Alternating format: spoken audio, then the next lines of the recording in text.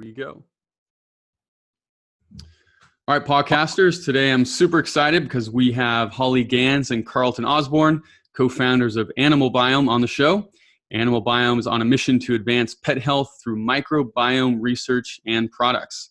Holly is a microbial ecologist, and in her research has discovered that many pets suffer from chronic digestive issues due to imbalances in the gut. Carlton is the business guy. He's a serial entrepreneur who has sold successful startups and leads many of the efforts around getting Animal Biome into the hands of all you dog lovers out there. And Animal Biome focuses on giving dogs a healthy inside in order to give them a healthy outside, knowing that health starts in the gut. On their website, Animal Biome sells a gut health microbiome test along with a supplement to restore your dog's gut health. And this isn't like any other probiotic. This is a fecal transplant in a capsule. And we will definitely get down into the weeds on exactly what that means.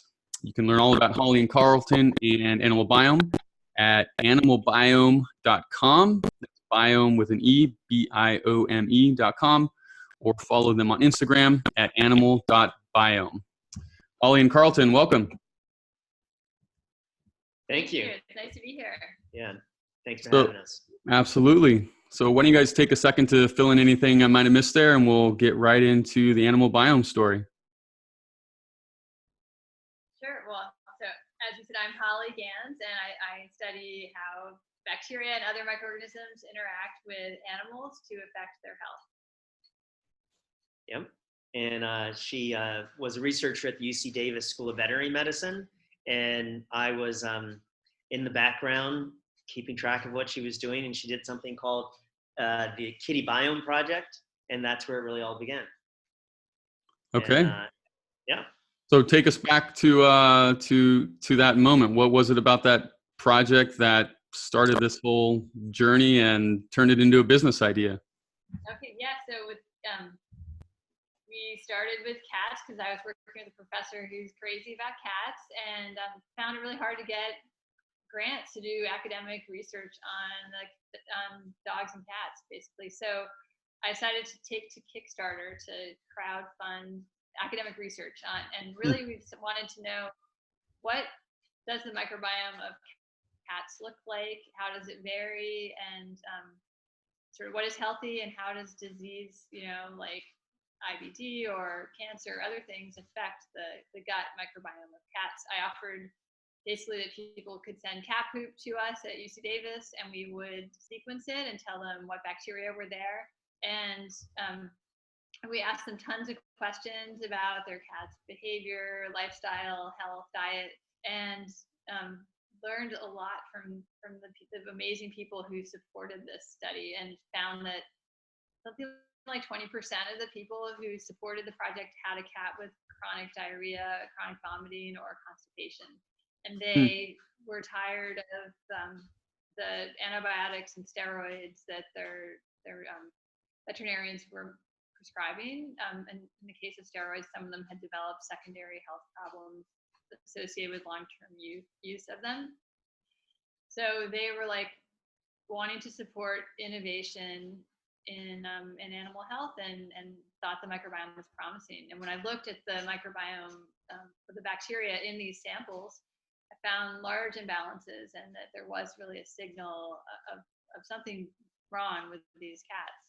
We got into offering fecal transplants because people wanted to be able to help their cats recover. And so I found the sick cats were depleted and missing key beneficial bacteria, and the only way to get them back today is with something like a fecal transplant. And of course, having a healthy diet is another big factor. Mm-hmm. Okay, so I'm going to put a pause right there. What's that? I was going to say, once I started talking to people about their pets, I couldn't stop. Right. So a lot of people, and I would put myself in this category, maybe a year ago, is what is a fecal transplant, and what is the origin of that? How did it start on the human side? Did it start on the animal side? And as much kind of background as you can give for anyone listening to understand what a fecal transplant is and why it's helpful. Yeah, so it sounds like a weird thing. It's my favorite thing to talk about at cocktail parties. You get a reaction for sure. So fecal transplant involves taking fecal material or poop from a healthy individual and transferring it into a sick individual. And this can be done several ways. I mean, often it's done by enema. With livestock, they also use feeding tubes. In humans, there's sort of a nasal route as well as they can go in any opening, I guess, basically. But I think it would be good to give a little bit of history here, because fecal transplants are actually part of traditional Chinese medicine and have been practiced for over 2,000 years. Not widely practiced, but it's part of traditional Chinese medicine. And then and I think they did both oral as well as enema transfer, right. Traditionally. I didn't want to get into the details of how they did it. But then farmers actually started doing it with cows and sheep. Basically, they found that some of their flock herd wouldn't produce or weren't as healthy, and so they would take the rumen from one of the healthy cows and give it to their sick cows, and they've been doing that since the 1600s. And at least, as far as it's documented, yeah. And then more recently, human doctors have been using fecal transplants to treat antibiotic C. difficile infections, which is basically a pathogen, a bug that a lot of people who are in hospitals for a long period of time get in the hospital, and it wreaks havoc, and many of them, it's very life-threatening.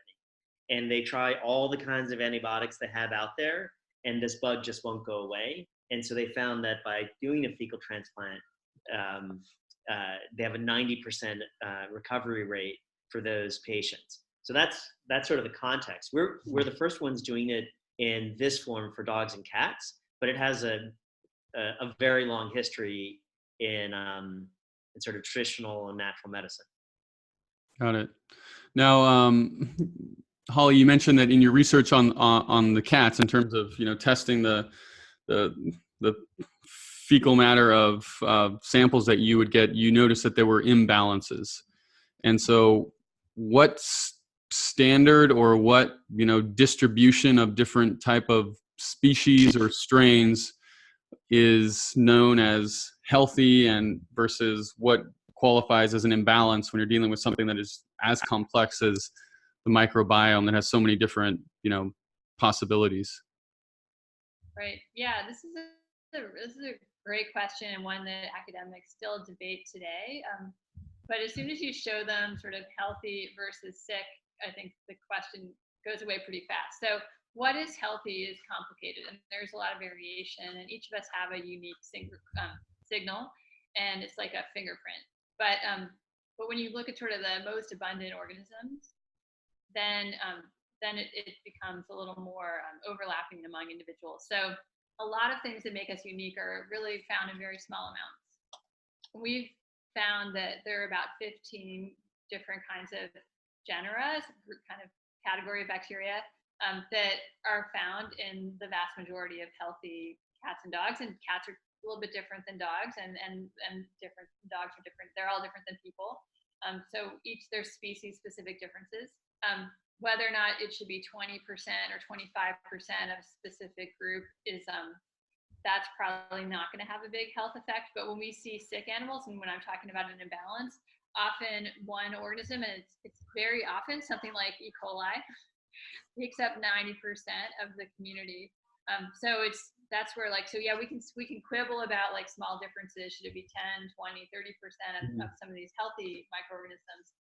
But we see groups of bacteria that are not supposed to be common in fecal material taking over almost the whole sample. It's a very clear signal. And there's many studies showing that having an imbalanced community like that, where one or two organisms have taken over the whole sample, is associated with a whole range of health conditions. Yeah. And so Animal Biome has the largest database of dog and cat microbiome samples in the world. And along with all of those samples, we're collecting information about health conditions or other medications the pet may be taking. And out of that, humongous database, we've curated a set of healthy individuals and characterized what those microbiomes look like. And that's sort of how we come up with our ranges. Mm-hmm. But the reality is exactly what Holly was saying, was that, when you look at the microbiome of a dog or cat with IBD or colitis or some other GI condition, and you compare it to our healthy reference, all of the sort of questions go away because it's so different and so just visibly out of balance that we may have a long discussion about what is healthy, but it's really clear to identify what is unhealthy. Does that make sense? Yeah, absolutely. And I'm struggling here because I have a technical background and I'm ready to ask all these questions that I think would take us really down a rabbit hole. But I'll just ask one, which is, because I have a brand of products that is specially designed for golden retrievers, for example. And so, I very much take this individualized approach. And I think, we should do that from a human perspective as well as from an animal perspective, but not even just a breed. It's not like every golden retriever is the same. Of course, there's individuality, but this whole, data set that you're capturing seems like a statistician's dream.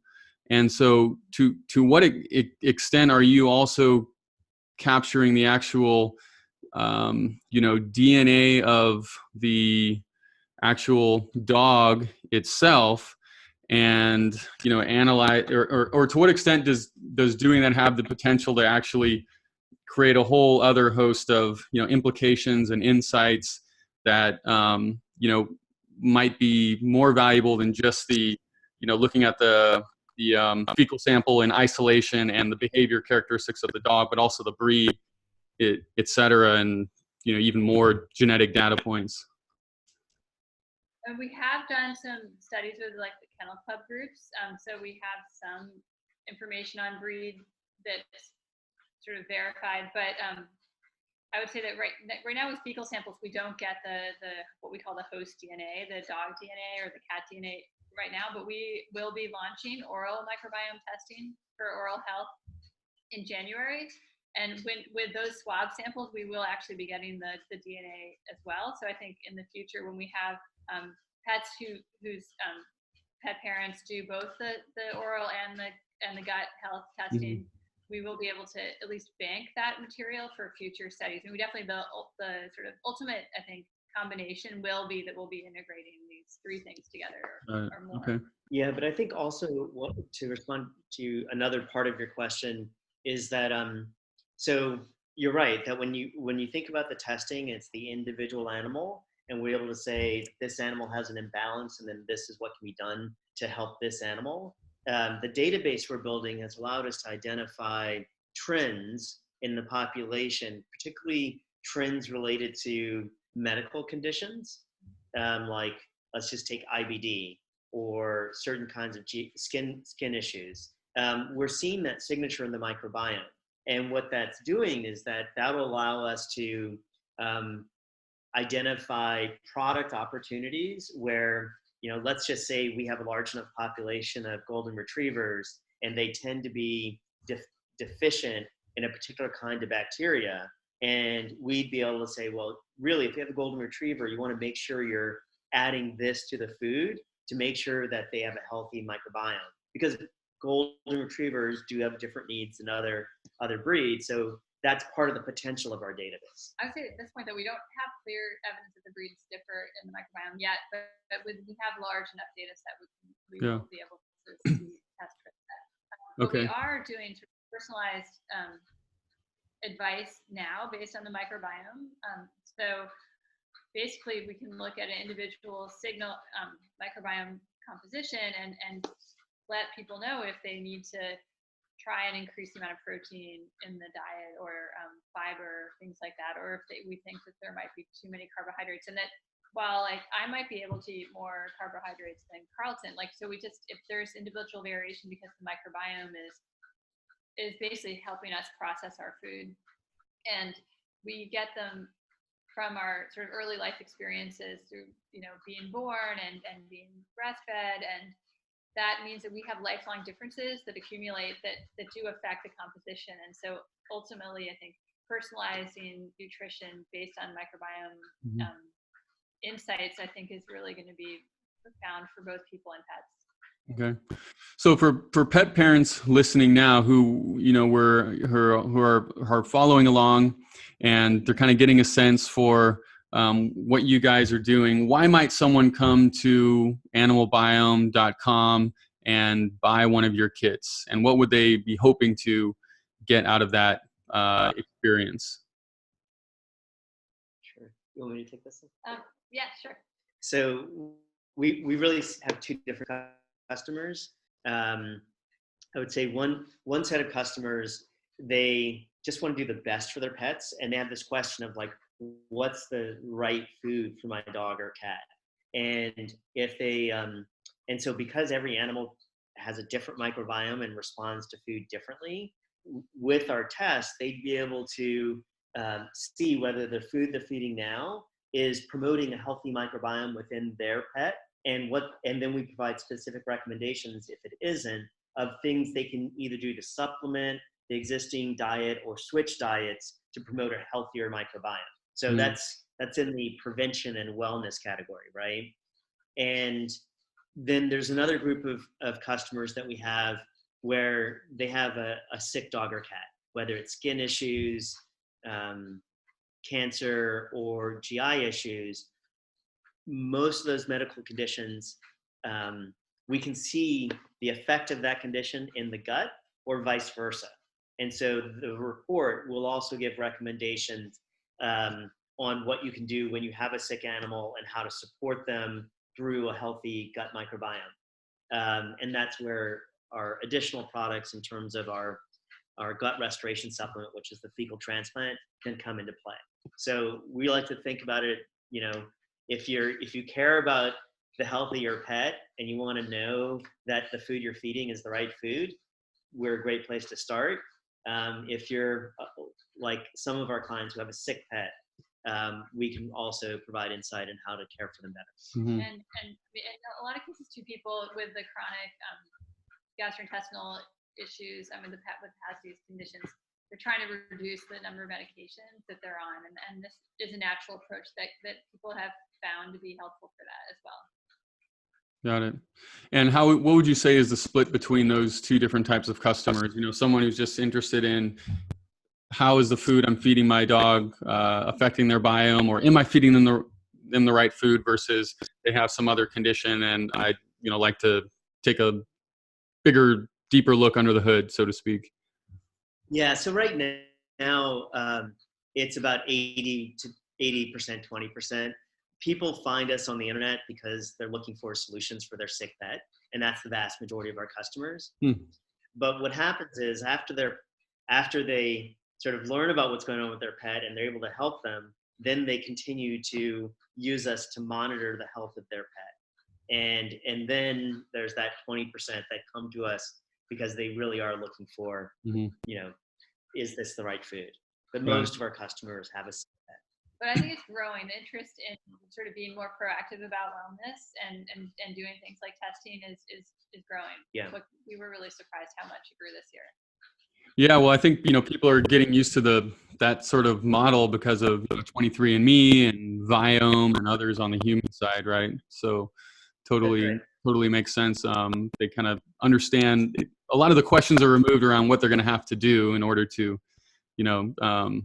use your kit. So I have a question, which is, to what extent does the biome change on a day-to-day or week-to-week basis? For example, if I did my pet's, I took my pet's stool sample from your kit, and it just so happened that the day before I was walking him on the street and he happened to eat a Big Mac that had fallen on the ground. How might that impact or not impact his biome, right? Versus if it had been a good, week where he had been eating his, perfectly awesome raw food diet that's balanced, what I think is perfect. So if he has a balance and sort of a diverse, which means like have a large number of beneficial bacteria in his system, he's not going to have a big effect of eating that one Big Mac we've been doing a bunch of diet studies with various types of companies. And it takes 3 or 4 weeks to really cause a change in the microbiome from a change in food. But if his microbiome is sort of in a precarious state and is already out of balance and has low diversity, then eating that Big Mac might give him diarrhea and cause some issues that we would sort of pick up. But in terms of, this is a question that's been asked a lot for, companies like Biome or the American Gut Project. Basically, there's now tons of research, and we our data supports this as well, that the microbiome is pretty consistent. Yeah, as long as the input is consistent, the output is consistent. But if you change the diet, then it'll take a little while, right? Yeah, but it takes a few weeks to have the diet change things. So yes, there's a little bit of day-to-day variation, but it's not that much. So if someone were to get your kit and they were to test their dog, and it just happened that the day that they were going to do the test, the dog had diarrhea versus the perfect cigar shaped kick across the carpet like Dr. Richard Patton always talks about, you would expect that the breakdown or the test to yield very similar and or identical results. Well, no, I would say from a liquidy diarrhea to a firm stool that there could be differences simply because that water in the diarrhea is going to dilute the sample. Okay. So we typically recommend that people wait for a firm stool just to be more consistent. Got it. Yeah, but if there's a reason why there was diarrhea. Yeah, sometimes you can't. Meaning, like, if your dog has the kick across the carpet poop, the last 3 weeks, and today they have diarrhea, there may be a microbial cause for that diarrhea, and we would see that, right? Well, it depends. It depends on what your objective is. Usually, we only get the diarrhea samples from people who have pets with chronic diarrhea. Right. So just the one time, probably not. But if it's chronic, then yes. One thing that can happen even with healthy animals is that E. coli can flare up. So occasionally you do get samples that have a lot of E. coli, and that seems to be somewhat normal. But we don't still understand what causes it to flare up and go away and what that means. And so, given all the samples that you've done, can you speak broadly, for example, of dogs that are on traditional kibble where it's 50% carbohydrates from wheat or corn versus maybe a home cooked meal versus freeze dried raw versus really raw. Can you give a sense on like what the breakdown looks like? And I keep envisioning your charts from your presentation of the Dogs Naturally event, right, where you had different sort of strains or what was the word you used earlier? Genus. Yeah, genus. Yeah.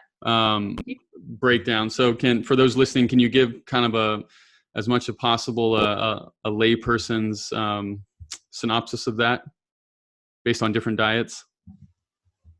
Yeah, so I think that we know the most sort of about how like kibble varies with.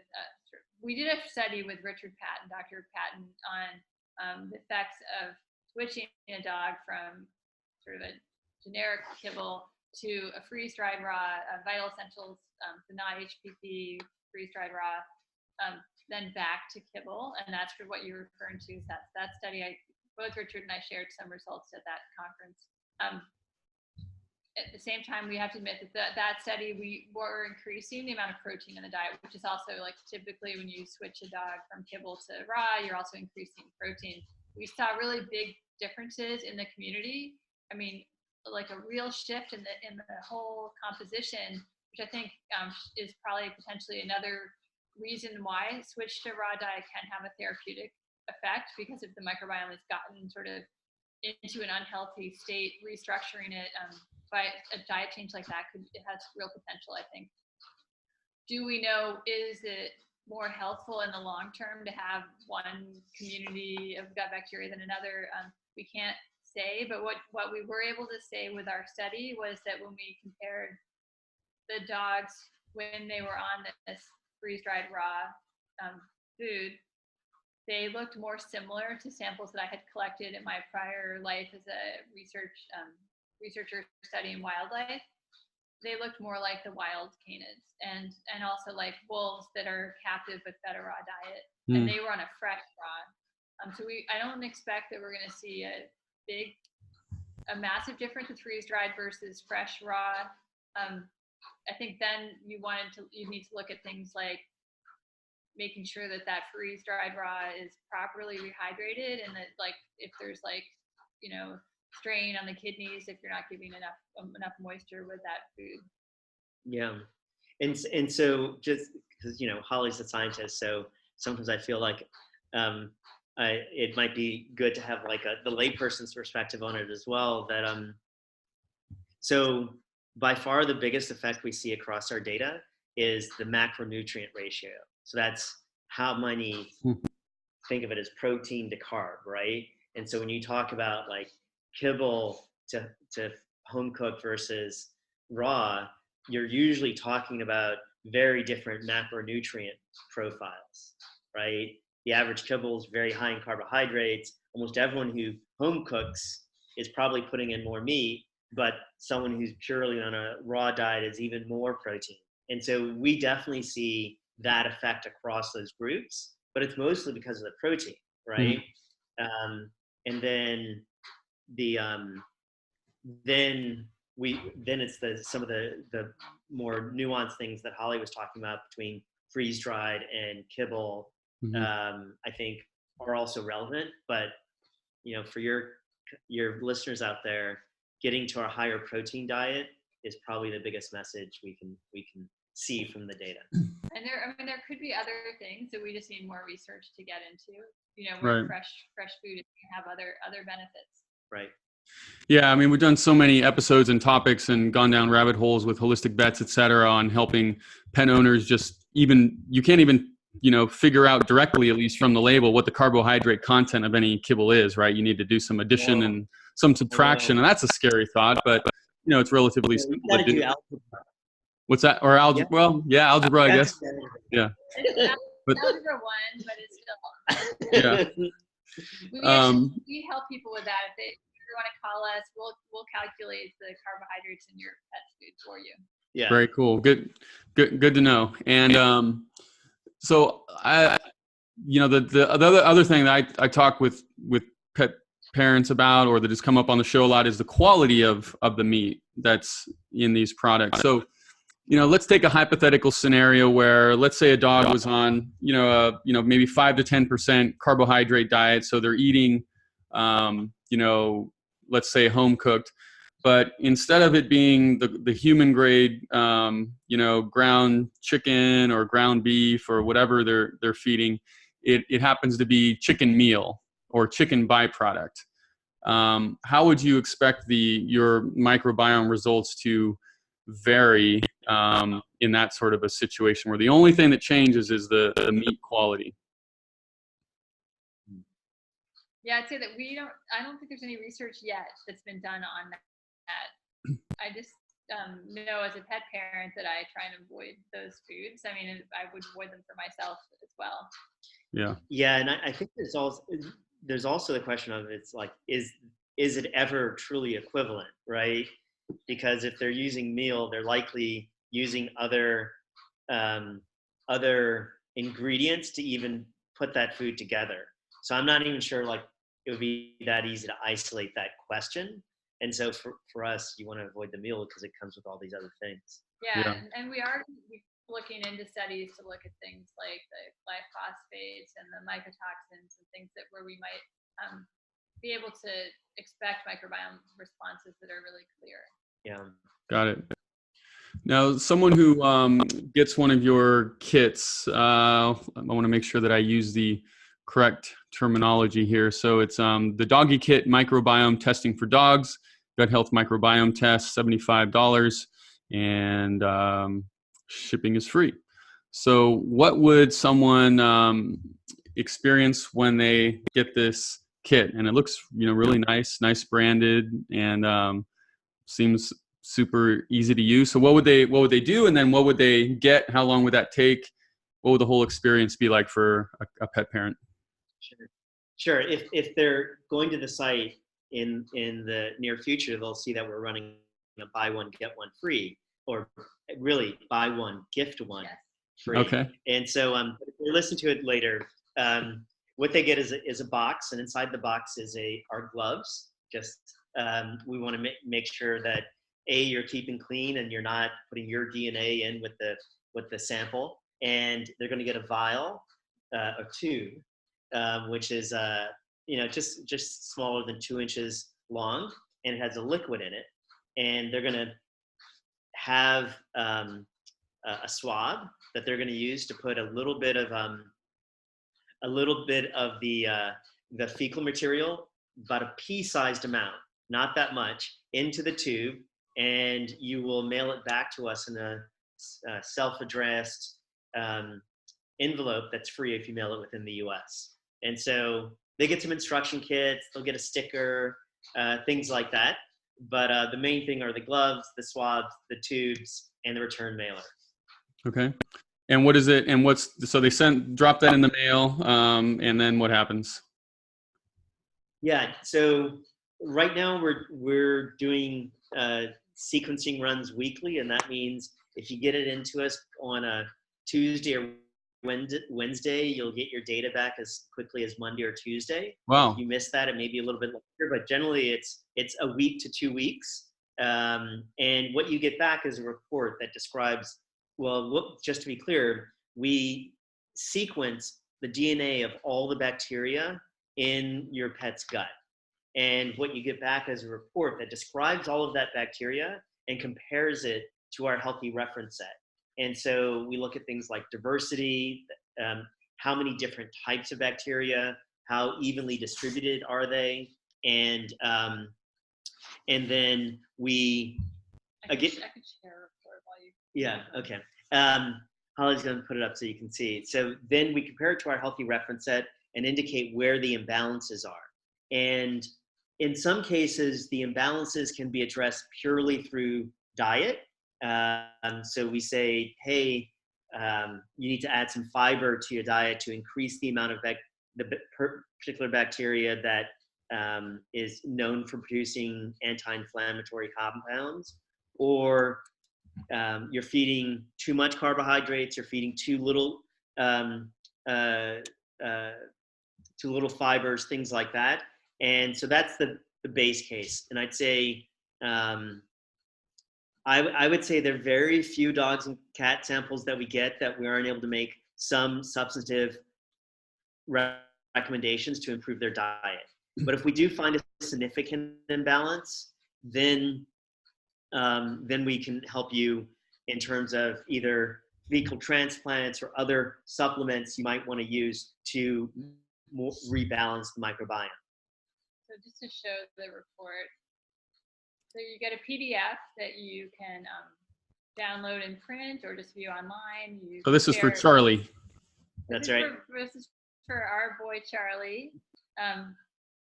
We like to sample him once a month just because we like to keep a track of how things are going. He's 12 years old. So the first page just goes over sort of how many different kinds of bacterial groups we found. So his diversity is a little low, but we think it's about average here. So he's close to the green line. Then we like to look at sort of a ratio of two groups of bacteria, because if this ratio gets really high, it either means that the food that they're on has way too many carbohydrates, or it can mean that they have a big health problem. So it's sort of got a dual purpose, and his ratio here of this F to B ratio is good. It's in very nice and low. And then this is sort of what we talked about. What is healthy, and sort of this bar chart here, which has bacteria found in healthy dogs, shows sort of an average for healthy dogs based on our healthy reference data set. And you can see it's got, I guess, what's that, like 12 different groups listed out here, and or 10, and then sort of these are average numbers. So like in Charlie's case, he's got like 28% fusobacterium versus 19%. I think that's probably still fine. His megamonas actually is a little bit high, which we think means that we've been underfeeding him, because that's a group of bacteria that really kicks into gear when they're not getting enough food. And if you have our senior dog who developed a pancreatic issue, this group can become really, really common, and it helps them to sort of not starve to death. Though in her case, towards the end of life, she actually lost that group and started to waste away. So then we go through each group and we tell you how did Charlie compare to healthy. And in this case, Charlie's, even though his numbers are a little bit different than our average for healthy dogs, he's still looking pretty healthy. We weren't concerned about the variation that he had from that. And so we go through each group. If Charlie had too much or too low Fusobacterium, we would recommend that he have more protein in his diet. If he didn't have enough Bacteroides, we'd recommend some more fiber. And the Megamonas sort of gives an indication of whether or not they're getting too much food or not enough food. And so we go through all of these groups. We try to make recommendations that the pet parent can implement themselves or in consultation with a veterinarian. Yeah. And so here's an animal that is, no clinical signs, otherwise healthy, and his microbiome looks very good, but still there's that one recommendation in terms of whether or not he's getting enough food. And we do try and keep our dogs pretty lean, like Dr. Patton recommends. So maybe he's a little leaner than he should be. Yeah. What does Richard say? It's perfected by lack, or I forget now, but yeah. So anyway, less is more. Less is more. Yeah. Got it. To what extent, any thoughts on, intermittent fasting has become so popular on the human side. Any thoughts as to its benefits on the canine side? Well, I am collaborating on a paper that should be submitted hopefully early next year on that approach for dieting in cats. And I will say that it definitely seems to be beneficial. I can't dive into it too much. I don't know if it's actually been studied yet in dogs, but as a weight loss approach, because it seems to help with that whole idea that if you go on a diet, you initially lose weight and then it stops. And the reason that is probably because the microbiome is responding and helping to protect you from losing all of your energy stores, and that's why Megamonas will kick into gear. And it's a group of bacteria that can extract more calories from the same food. So it's, even though we like to say like food has a certain number of kilocalories, how our body processes it and the amount of energy it gets from it is variable. Right. And just to be clear, that study was not a pure intermittent fasting. It was more calorie restriction. That's true. Done in a interesting way. That's true. So it wasn't like, because a lot of intermittent fasting is like, I'm not going to eat for 18 hours or 24 hours, right, and I'm going to add it back. This was a little bit more complex than that. And so it'll be interesting once they have this paper written up. And the challenge, I think, with a caloric restriction approach is that it's hard for people to know how many calories to feed their dog or cat. And so that kind of approach depends on that knowledge. So it might be a little bit more for the veterinary professional. Got it. So I want to make sure we have enough time here to get into your other product, which is the gut microbiome restoration product, which is, like you said, basically a fecal transplant in a capsule. So can you talk a little bit about that, and to include how a pet parent would administer it for their dog? Yeah, so basically we developed a way of giving a fecal transplant orally in a capsule that contains freeze-dried material that's been powdered. So it doesn't have to be frozen. You don't have to go to your veterinarian's office for an enema transfer. I think both the veterinarians and the clients and the pet parents really prefer this delivery method. And usually with dogs, if you put it in peanut butter or something else, they'll take it quite readily. One of my friends in the raw feeding community likes to use chicken hearts. It's so dogs are pretty easy to kill. And the idea behind it is that you're introducing beneficial microorganisms, bacteria, could be also fungi and viruses that are beneficial from healthy animals. The material's all been screened, so there shouldn't be any parasites or pathogens in it, because you don't want to give that to your pet. And the idea is that you're basically increasing the diversity of these beneficial organisms that makes the community, it's like a rainforest. You want to have a certain amount of diversity for it to function properly. Yeah, and I think one key thing to understand is that it is the whole microbiome of a healthy animal. So it has 10 times more viable cells, 100 times more species, 1,000 times more strains than the best veterinary probiotics on the market. And so it's the idea is that it's if your pet has a severe microbiome imbalance, it would be 2 capsules a day for 30 days, and it's taken orally. It gives this community the opportunity to take hold and replicate in your animal. And so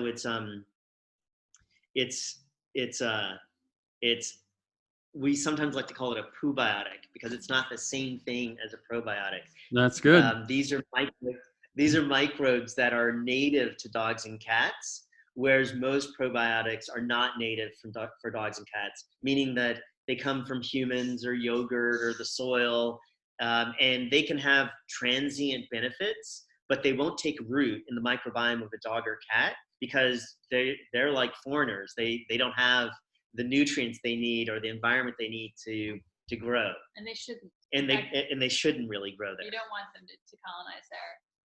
There was a study that showed that giving antibiotics can increase their colonization, and that's actually alarming. Another reason to maybe not use probiotics after antibiotic exposure. Really, I think the best use of our capsules is to actually treat an animal prophylactically with the fecal transplant capsules after antibiotic exposure, because then you can recolonize things nicely and help prevent the development of chronic conditions like IBD.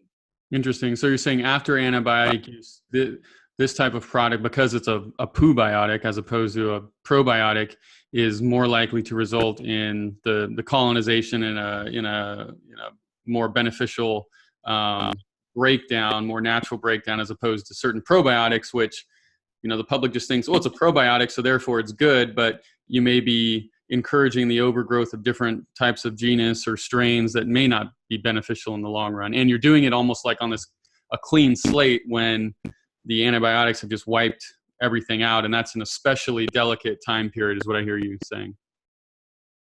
Exactly. That's right. And while like lactobacillus and probiotics may have some benefits, it's more a group that's more common when you're young and you're drinking milk, and it's not really as common in the healthy adult. Got it. So where does this come from? Like, who are the dogs that are producing this the product, which then gets freeze dried? Yeah, so we have a pool of healthy donors, and we're constantly recruiting. So if you have any listeners here in the San Francisco Bay Area, reach out to us, team@animalbiome.com. We are always looking for more healthy donors. Like we just learned one of our best ones is moving out of the area, alas. But so we're constantly recruiting. We do extensive screening, so that we screen for behavioral issues because we don't want anxiety or depression to be passed on. We screen for course parasites and pathogens. They can't be on medications on any regular basis. They can't have any known health conditions because they can't be overweight. Like there's studies showing that you can take a lean mouse, and even with some studies with people where you transfer the microbiome from an overweight or obese individual, you can actually transfer that condition to a healthy or to an individual who was lean before the transplant. Got it. Yeah, so we're constantly recruiting because it's very hard to become one of our donors. There are a lot of apparently healthy dogs and cats that actually have pathogens that they don't react to. They're asymptomatic, but they wouldn't pass our screening criteria. They're carriers of something that could be bad to give to a compromised individual. So right now, only about 10%, on a good month, 15% of the dogs and cats we screen actually are eligible to be donors. And so A, are they healthy and do they have a good microbiome? But B, are they free from all the pathogens and parasites that we wouldn't want to pass to a sick individual? Got it. Wow, very interesting. And so a normal healthy dog that isn't experiencing any issues can also benefit from these capsules. Do I have that correct? Yeah. Yeah, I think we don't always know. So I think doing testing and seeing if the microbiome needs some improvement is one way to sort of tell, but it certainly isn't, wouldn't cause any harm to do it in a healthy dog. And I think if they have had anything like Giardia in recent history or antibiotic exposure, I think it's always a good idea to sort of pop up the community a bit. Yeah, in general, we recommend starting with the test, and if it will identify any imbalances that would help even dogs that don't have current GI problems. But yeah, any dog could take it and it wouldn't harm them. But we like to actually have the data and say, hey, listen, your dog's perfectly healthy. You're welcome to take it, but you don't really need it. Or we look at your microbiome and the dog actually needs it. So here's what we recommend. We do keep them on hand for our pets. And if they do have sort of the E. coli flare-up, they can be beneficial. Yeah. Okay.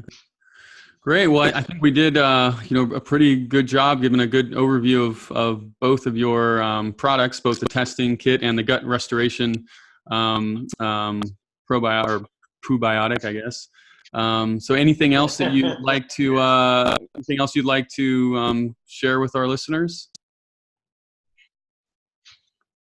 We have also been finding that I think we mentioned this already, but that the testing can be useful for sort of fine-tuning the microbiome to make it more balanced. So while we do think that fecal transplants have a role, there's a lot that we can do with fibers and other things to help bring the diversity back up. Yeah, and probably the last thing is as we are starting to look at the oral microbiome of dogs and cats, and I didn't know this, but unlike humans, dogs don't really get cavities. Their big thing is gum disease. And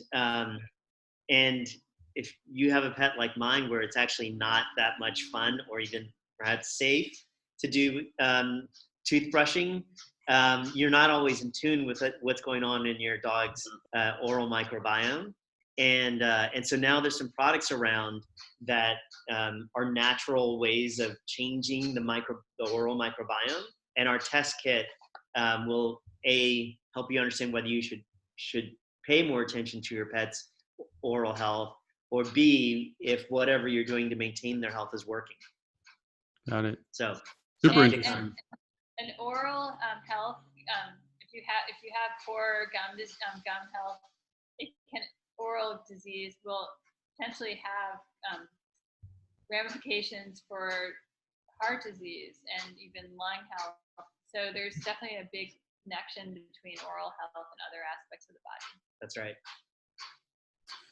Excellent. Well, Holly, Carlton, this has been great. Thanks so much for sharing, and I learned a ton chatting with you guys, and I think our listeners will as well. So, for those listening, you can go to animalbiome.com to get their gut restoration supplement, as well as the diagnostic kit to see everything that's in your dog's microbiome. So thanks so much, guys. And also on Instagram at animal.biome.com. Awesome. Thank you. Yeah, thanks so much. All right. Thanks, Holly. Thanks, Carlton.